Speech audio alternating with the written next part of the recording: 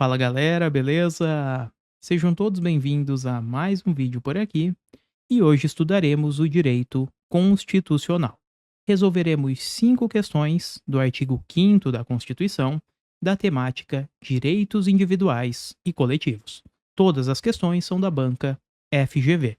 Então, se você prestará algum concurso desta banca ou que cai ainda o artigo 5º da Constituição, este vídeo certamente é para você.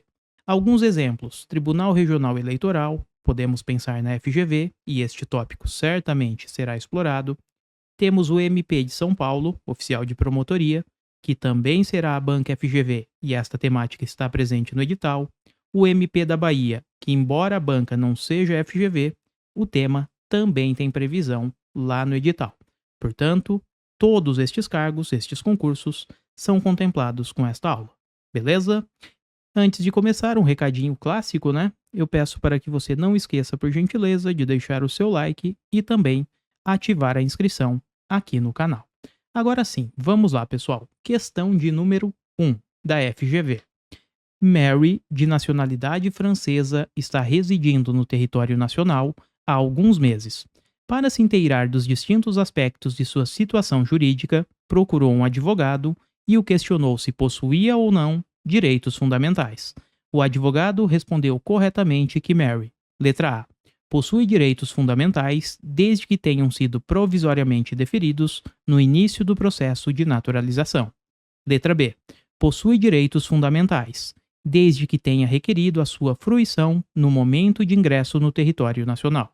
Letra C, não possui direitos fundamentais, que somente são titularizados pelos brasileiros natos. Letra D, não possui direitos fundamentais, que somente serão obtidos ao fim do processo de naturalização. E letra E, possui direitos fundamentais, já que se encontra residindo no território nacional.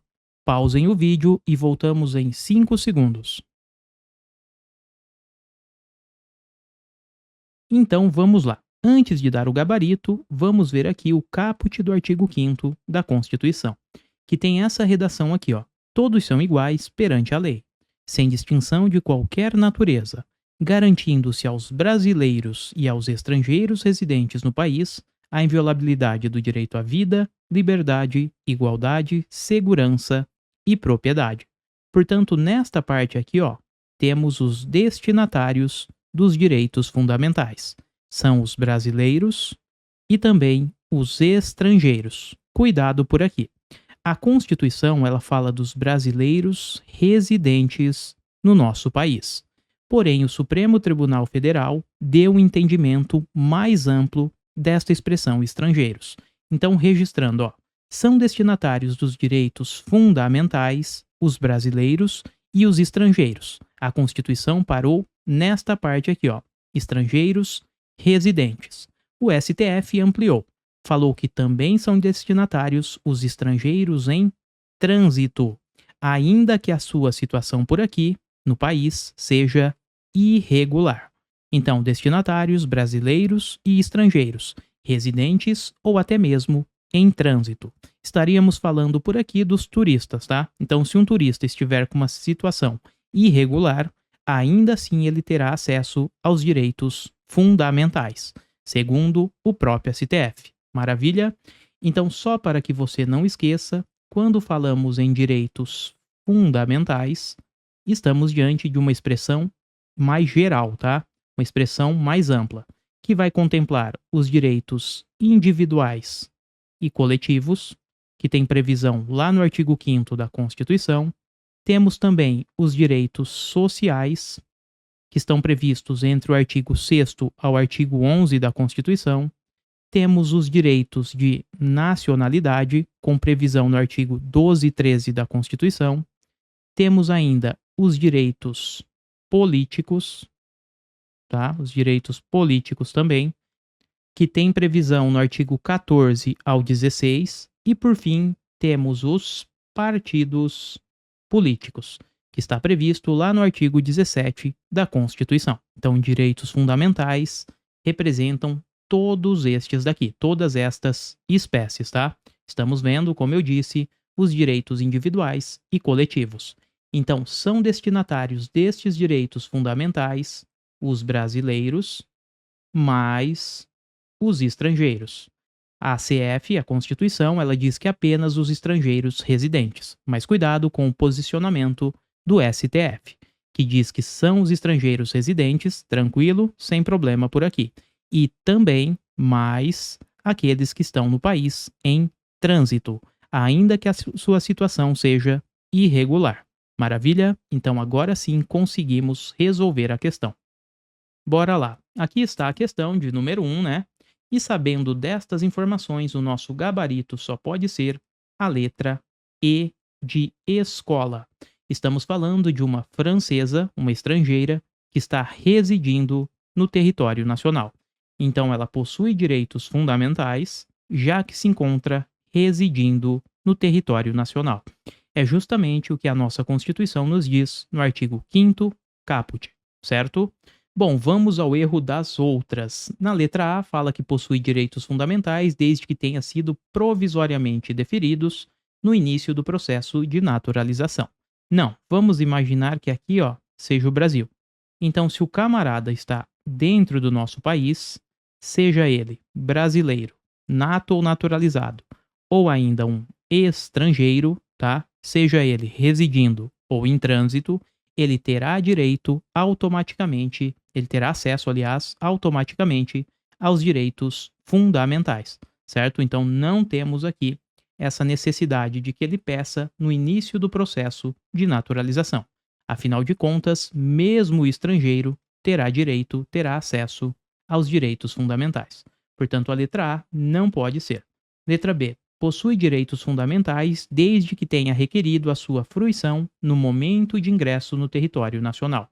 Não existe esse requisito também, certo? Como vimos, a partir do momento em que ele está no nosso território, terá acesso a estes direitos fundamentais. Claro, se eventualmente precisar, né? Letra C. Não possui direitos fundamentais. Não possui? Claro que possui. Falamos que brasileiros e estrangeiros possuem direitos fundamentais. Letra C está errada. Letra D. Não possui direitos fundamentais. Podemos parar por aqui, porque possui direitos fundamentais, sim. E a letra E, que é o nosso gabarito, certo? Avançando, questão de número 2 agora. Bora lá. João, estudante de direito que retornava para casa logo após o encerramento das aulas no período da manhã, parado no ponto de ônibus, constatou que uma criança estava sendo duramente espancada no interior da casa em frente. À luz da sistemática constitucional, João, letra A, pode solicitar um mandado judicial e ingressar no local para fazer cessar o espancamento.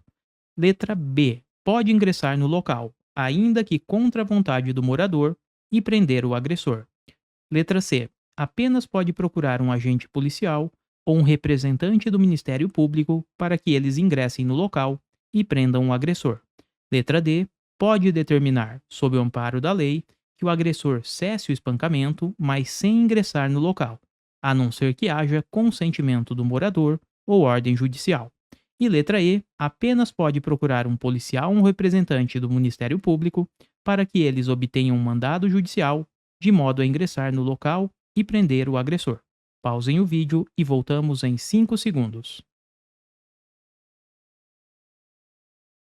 Bom, a resposta para este tipo de questão, estamos falando da inviolabilidade domiciliar, está no artigo 5º, inciso 11 da Constituição. Uma rápida revisão. A casa, via de regra, é inviolável. Significa o seguinte: a regra é que ninguém pode entrar na sua residência sem autorização do morador, sem a sua autorização, porque a casa é asilo inviolável. Porém, esta é a regra. Temos algumas situações, na realidade são 4, tá? Que cabem a violação do domicílio. Então, nestas 4 situações, o camarada pode ingressar no domicílio de outro, mesmo que não haja para isso a autorização do morador. Então, vamos destrinchar cada uma destas possibilidades, as 4 exceções. Já adianto a vocês, 3 delas podem ocorrer durante a noite ou durante o dia, e uma só ocorre durante o dia, tá? Então, das 4 exceções, uma ocorre apenas durante o dia e outras 3 durante a noite ou durante o dia. Então, vamos lá. A casa poderá ser violada no caso de flagrante delito. É justamente o que a questão pediu, né? Disse ali que estava ocorrendo um espancamento, então um flagrante delito, certo? Nesta situação, seja durante a noite ou durante o dia, o camarada pode ingressar na residência de um outro, mesmo que não haja nenhuma determinação judicial ou ainda autorização do morador. Uma segunda possibilidade é em caso de desastre, também durante o dia ou durante a noite, e por fim para prestar socorro. Então temos um macete aqui, ó. No caso de flagrante de soco, flagrante e flagrante delito, o D de desastre e o soco de prestar socorro, poderemos violar a residência do camarada durante o dia ou ainda durante a noite.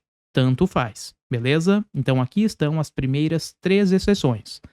E a última delas, que só ocorre durante o dia, é mediante ordem judicial. Então, se um policial está cumprindo uma ordem judicial, isso só pode ser executado durante o dia. Então, ele só pode violar a casa do camarada se for durante o dia, certo? Flagrante delito, desastre para prestar socorro, tanto faz, noite ou dia. Ordem judicial, apenas durante o dia. Então, esse D aqui ajuda, ó, de ordem judicial. Pegue o D e associe a dia. Maravilha? Agora vamos resolver a nossa questão. Antes está aqui, ó, o inciso 11, que diz o seguinte: a casa é asilo inviolável do indivíduo, ninguém nela podendo penetrar sem o consentimento do morador. Então, até aqui temos a regra geral, a inviolabilidade domiciliar. Salvo, então ele vai trazer as 4 exceções. Primeira, flagrante delito. Segunda, desastre. Terceira, para prestar socorro. E a quarta, durante o dia, por determinação judicial. Não esqueça que estas 3 aqui podem ocorrer durante o dia ou durante a noite, ok?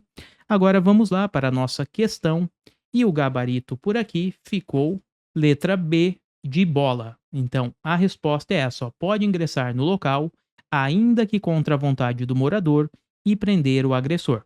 Então ele pode ingressar justamente porque está ocorrendo um flagrante delito, no caso, um espancamento de uma criança, tá? Então, ó, constatou que uma criança estava sendo duramente espancada. Nesta situação, seja durante o dia ou durante a noite, ele pode ingressar na residência, mesmo que sem autorização do morador. E essa parte final, ó, tem previsão lá no artigo 301 do Código de Processo Penal, que fala que qualquer do povo que estiver presenciando um flagrante delito poderá prender o agressor. Então, assim, encontramos o nosso gabarito. Avançando, chegamos à terceira questão. Novamente, inviolabilidade domiciliar. Cai demais isso em prova. Precisamos dominar o conteúdo. Vamos lá.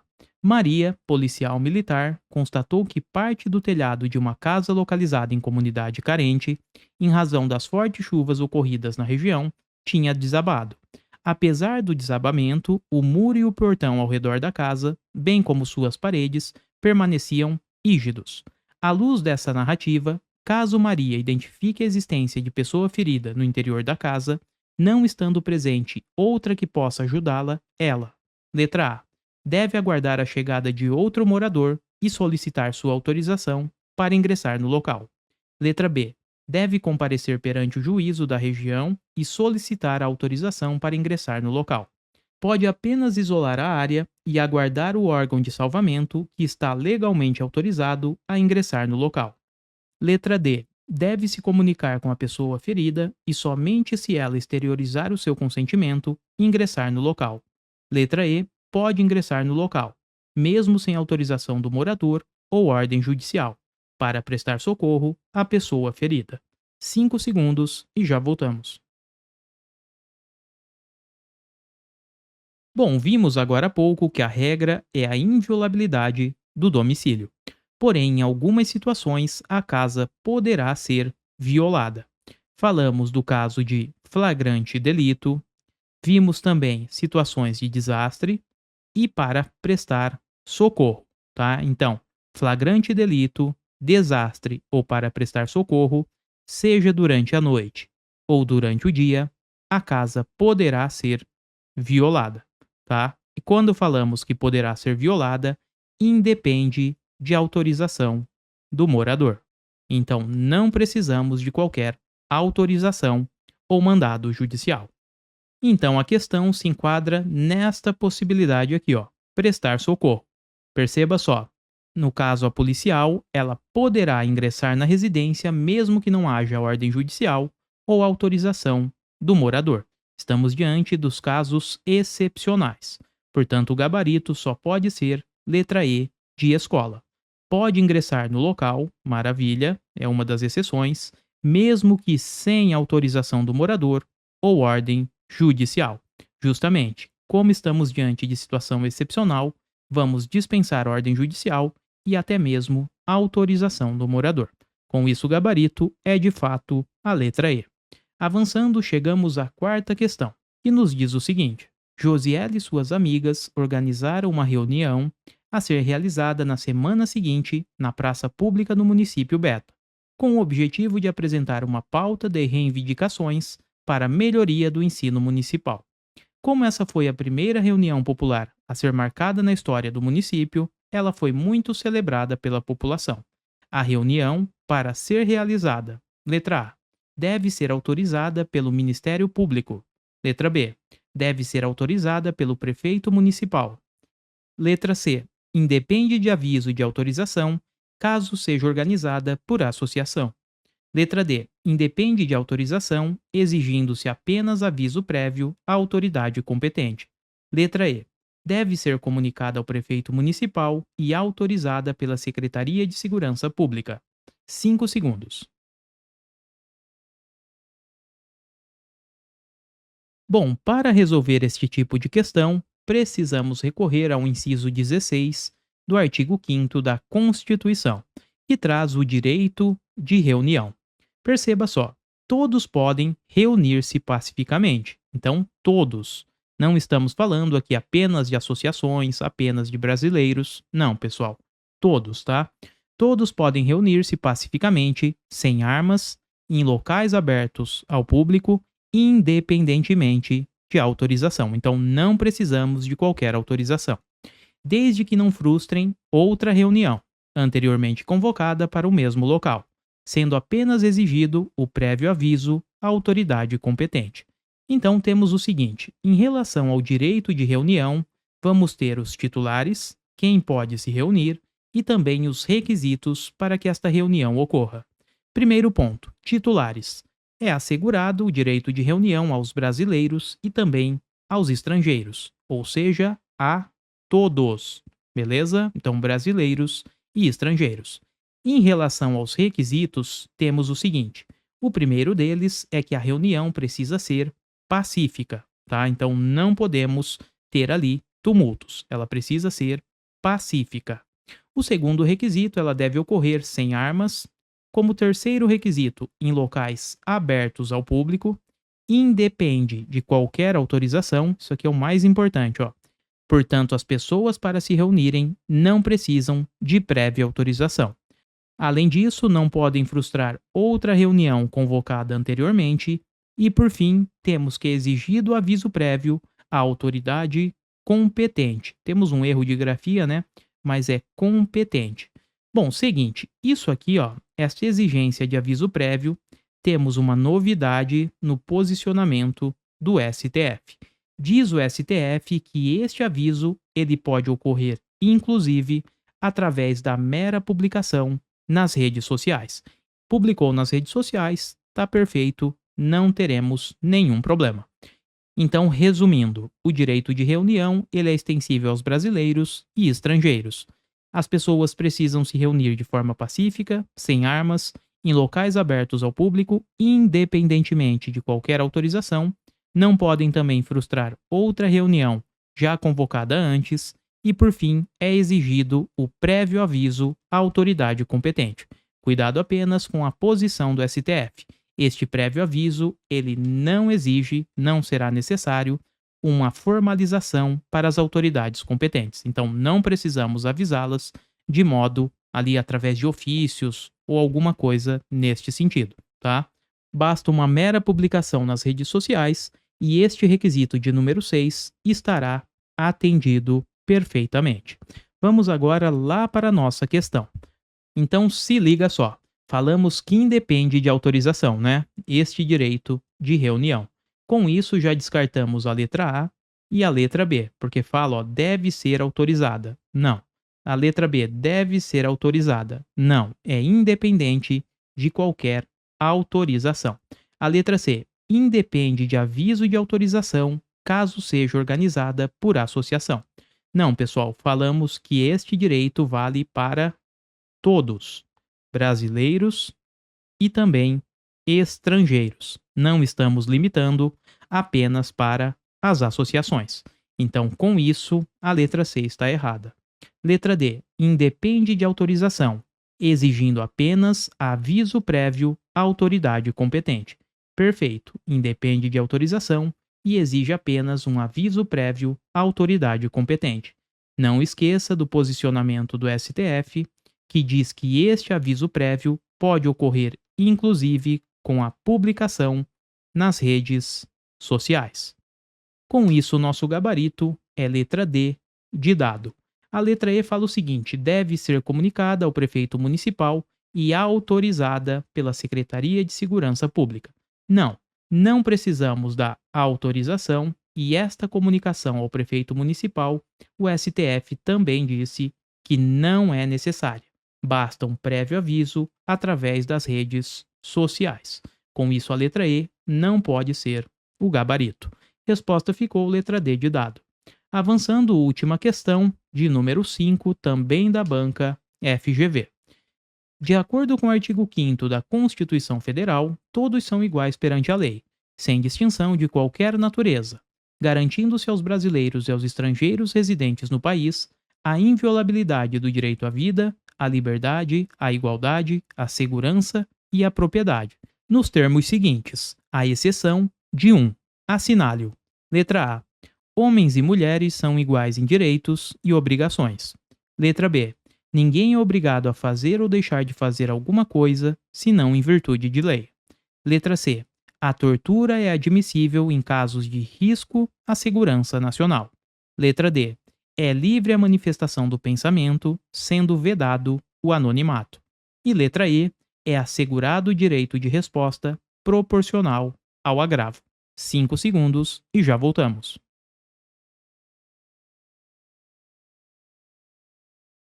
E o gabarito por aqui é letra, cuidado aqui, ó. Ela pede a exceção de um, né? Ou seja, aquela única assertiva que está errada. Vamos lá.